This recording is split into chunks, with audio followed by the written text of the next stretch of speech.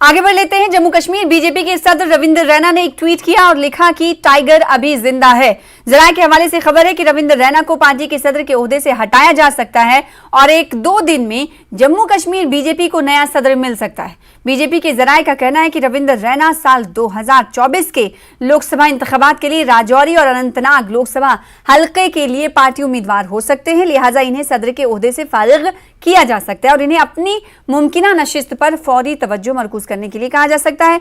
इस बीच इन सब कयास आराइयों पर लगाम लगाते हुए रविंद्र रैना ने न्यूज 18 से बातचीत में कहा कि पार्टी में से किसी ने इन्हें सदारत के ओहदे से इस्तीफे के लिए नहीं कहा है और वो पार्टी के सदर इसीलिए बने रहेंगे। जम्मू कश्मीर बीजेपी की क़यादत में तब्दीली की खबर उन्होंने कहा कि गलत है।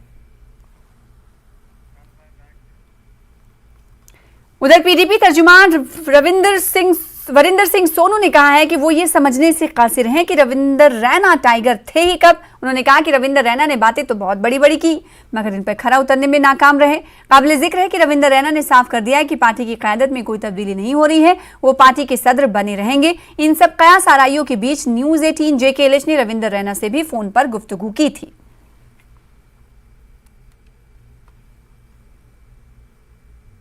सबका ट्वीट है, वैसे वो तो वो ही बता सकते हैं कि उन्होंने किस संदर्भ में ये बात कही है या किसको जिंदा कहा है या किसके लिए क्या कहा है।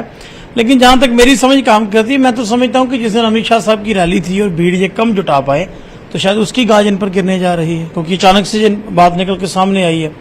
और दूसरी तरफ भी हो सकता है ग्रुपबाजी भी हो, इसमें कोई बड़ी बात नहीं है, क्योंकि भारतीय जनता पार्टी का शुरू से जरा है कि दूसरी पार्टी को कमजोर करना, लेकिन जो आप दूसरों के साथ करते हो अपने साथ भी हो जाता है।